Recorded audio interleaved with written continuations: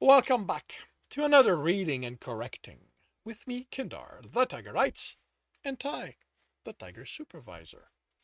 These are where I read a chapter from one of my stories and correct it as I go. If you want to listen to these live, it's every Tuesday morning, 8 a.m. Eastern Time on Twitch. And if you want to support me, that is on my Patreon. Today we are doing chapter 84 of Breaking Step. Tibs let his thoughts float on the water essence around him. He hardly had to pull the essence to him for his reserve to absorb it. There was so much of it around the lake.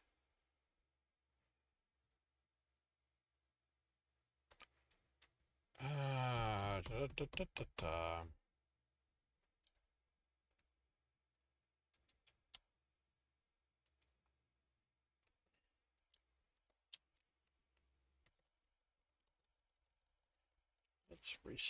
Let's restructure this.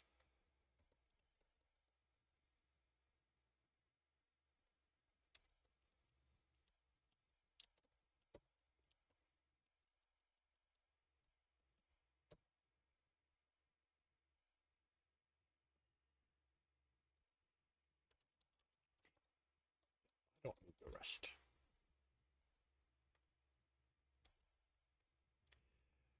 Tibbs let his thoughts float on the water essence around him. There was so much of it around the lake, he hardly had to pull the essence to him for his reserves to absorb it. The novelty of how calm the lake was had worn away, so it was mostly people with water as their element who sat around or in it. Many of them runners, as well as below epsilon, all well below epsilon, while a few were adventurers above that. A group of 6 sorcerers stood by the water, but well away from anyone. One was around Gamma, while the others Delta, their attention definitely on the lake. The scattering of adventurers sat among the runners, other than the ruggedness of their equipment and Tibbs sensing how much more essence they had, they could pass for other runners.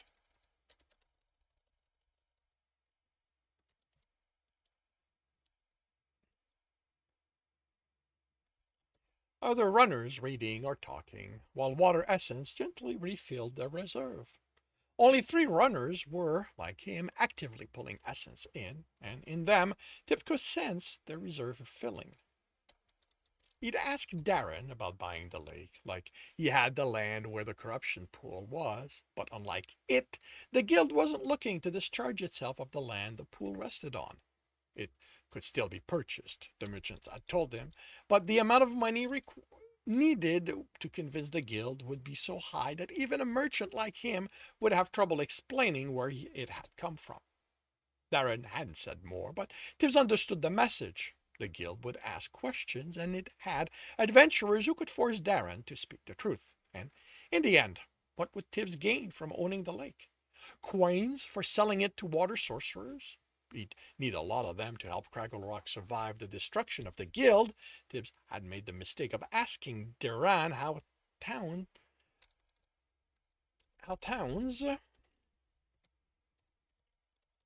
this is how towns that didn't have um, a guild worked, and the merchant had talked him through pages and pages of numbers, explaining how the coins were distributed. He'd then casually mentioned that if someone, like Tibbs, was cautious about how he used the promises he had, such a person could manage to set up an infrastructure that would be needed, the infrastructure that would be needed if a town wanted to.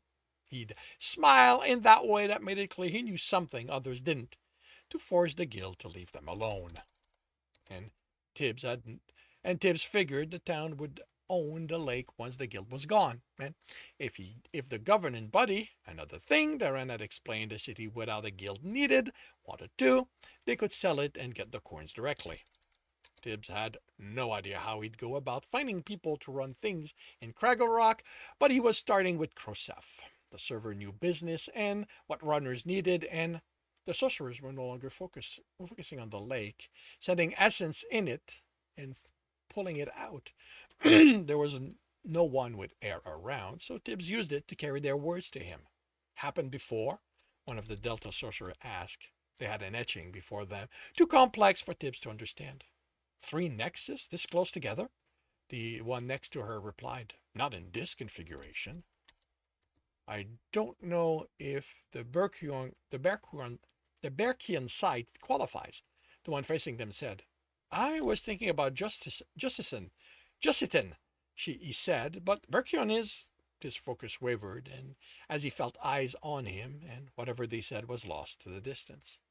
The sorcerer mentioned to the lake and the town. Tib stood as he looked around, but no one seemed to be watching. He headed for the sorcerers. Wish I'd heard about that floor, the Gamma sorcerer said, before they started sending those crawlers in. Like we could have done anything about it, the other woman said. You do remember how hard it was to get permission to leave the academy to study this lake. Still, to have seen that city before crawlers broke everything, the Gamma sorcerer said wistfully. The dungeon rebuilds everything we break, Tibbs said, and they stared at him as if they didn't understand what he said. Maybe they didn't. Did the magic of the platform make it so anyone who received it understood anyone else who had it? Or was it? And why would that matter? The Gamma sorcerer asked. The tone wasn't quite as dismissive as Tibbs had received, but it was clear he thought little of his opinion. If you ask the guild, I'm sure they'll let you go in tomorrow. Whatever Quigley's team breaks, it'll be fine by tomorrow morning. They probably won't charge you too much to be added to the schedule since there's one since there's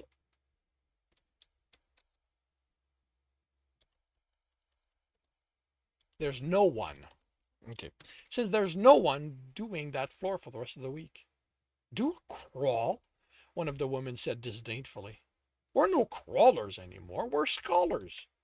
Then you won't get to know anything about it, Tib said. She snorted. We'll ask those who survive it.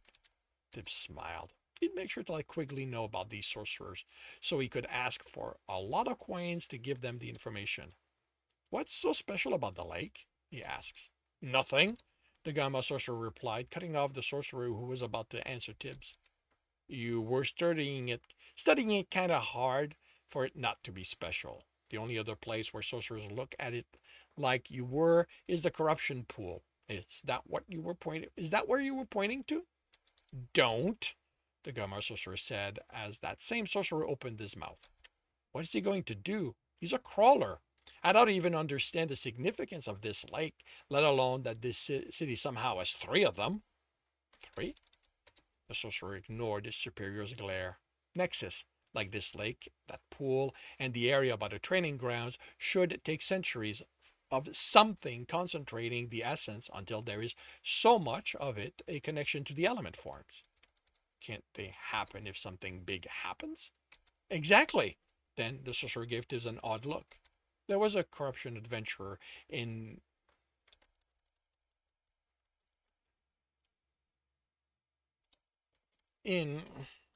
not long after the pool formed, and I asked him if he was going to remove it.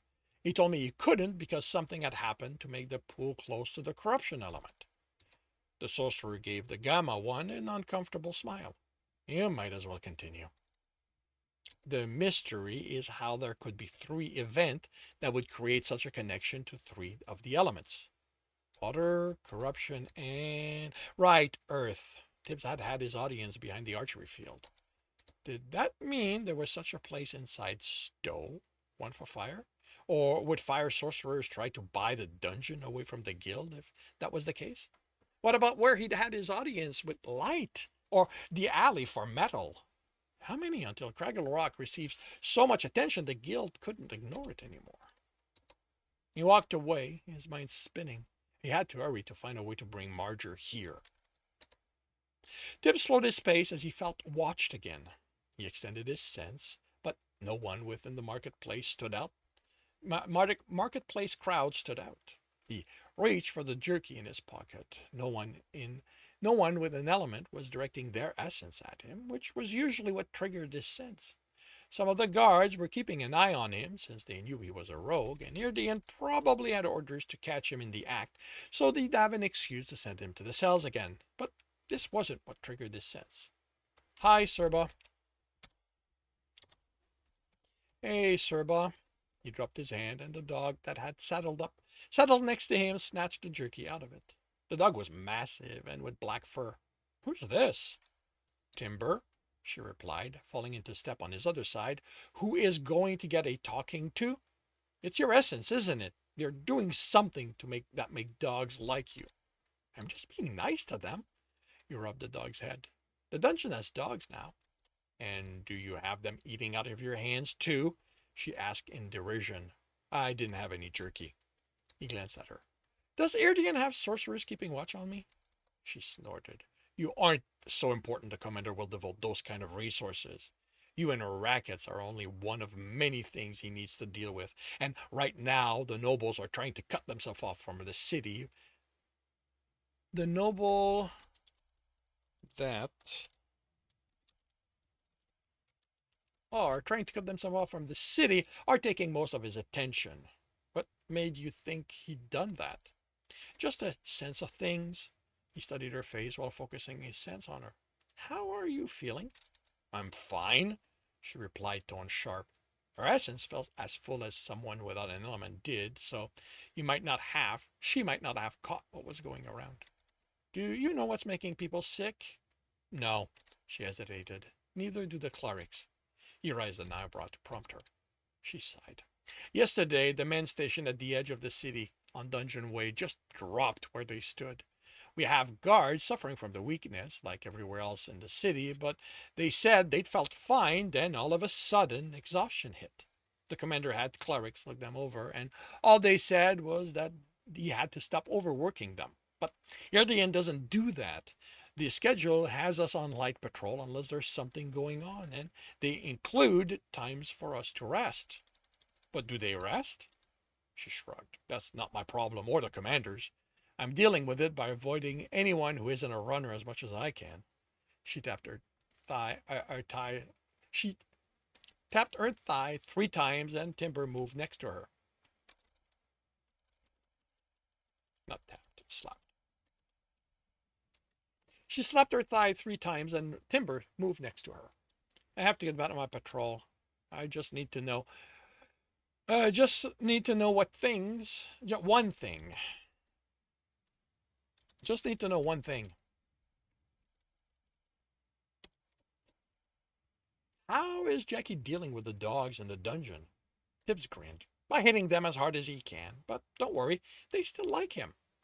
She smiled. I'm starting to like this dungeon.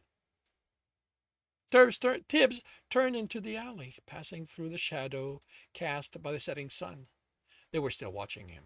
The sense had come back not long after Sir Bud left, and he'd spent the afternoon trying to locate them. Now he was left with one conclusion. They had an element. And there was only one element that had a chance to hide itself from his sense. The only one Tibbs could think of with the coin needed to hire an adventurer were the nobles, but while some of them didn't like him, and a few probably suspected he broke into their houses, he only took a silver, so they had no reason to take drastic actions. There had been the brokerage, but there hadn't been any assassins since the woman, so he figured they had no longer they so he figured word they no longer had the contract for his death had gotten around. This could be someone who hadn't gotten the message, but it felt wrong. If they had darkness, why stretch this? They could have attempted to kill him that first time he'd sensed this. He stepped onto an unusually empty street. The cleric and guards at the door of a house would be the reason people avoided this area right now. The guard nailed a plaque to the door of a house. To the door. To a door. To the door. 3 others had such plaques on their doors on that side of the street, 4 on this side. Far too many doors throughout Kragorok had them, marking the house as having someone afflicted by the weakness. Marking the house as someone afflicted by the weakness living there, and that others were to stay away.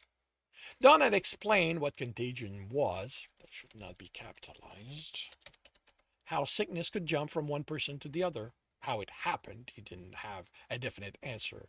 All he'd read and all the physician he talked with had were theories, ideas of how it might happen if the clerics knew. Well, if the clerics knew, well, they never spoke of anything they knew. It was as if they were afraid that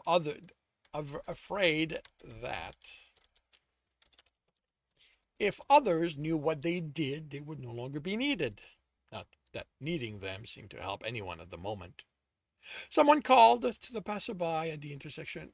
At the intersection further along, that road was as busy as others, and the man proclaimed his potion, proclaiming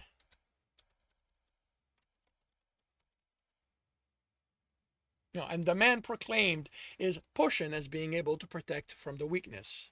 They weren't allowed to stand in the street and sell, but they seemed to matter. They seemed to matter to Irti, even less than Tibs did at the moment. So alchemists filled stalls in marketplace and before the dungeon street,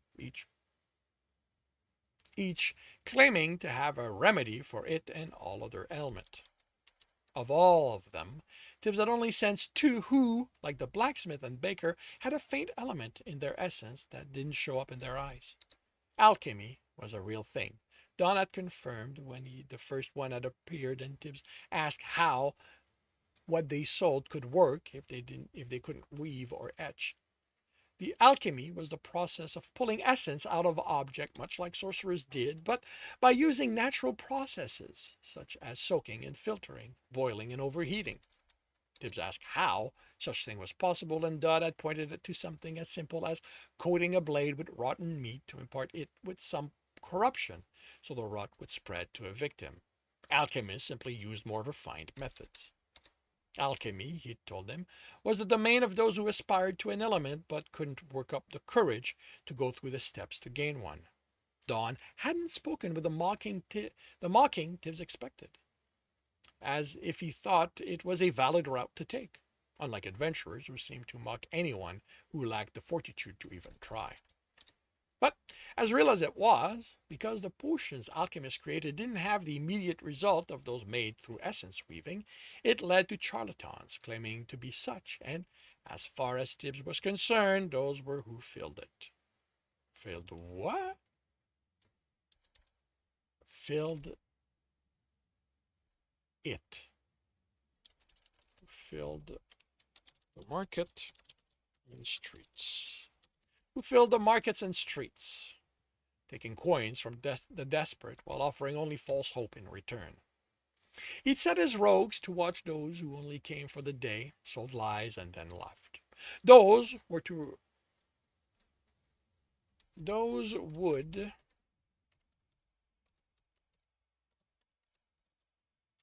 return home only to discover that the coins they had made had stayed in Craggle Rock, where they belonged. Tibbs shook himself and stepped between two houses as the cleric and guard moved on to the next one to be marked. He had something to deal with, and with them moving away, this would work as a place to have the confrontation. He slipped into a dark corner, resisting the urge to use darkness. Since they were using the essence, they would be able to sense someone else using it, and he didn't want to give away that advantage yet. He waited and listened more. Darkness couldn't make someone disappear completely, at least not unless they were much stronger, according to Kumdar. It made someone not want to notice the person wrapped in it, but since he knew they were coming, he should be able to make something out of them, enough to plant a sword through and finish this. But no one came. No muffled step, no barely noticeable shadows creeping along, but he still felt watched, which meant they were that powerful, and Tibbs only had one way to know where they were. He breathed his nervousness away. He'd only use a little essence, and he would be extremely careful with it. He channeled darkness and pulled the thinnest strand of it out of his reserve, then kept a tight hold on it as he let it travel through his channels to his node of sight. And that concludes chapter 84 of Breaking Step. If you are enjoying this, please leave a like. If you want to know when the next chapter is going to be up, subscribe and hit the bell. If you want to read this book, it is up on Royal Road for free along with the other ones in the series. And if you want to read ahead of Royal Road and support me in the process, that is on my Patreon. And if you want to listen to these live, it's every Tuesday morning, 8 a.m. Eastern Time on Twitch. The links are in the notes, and with that, I shall wish you a good day.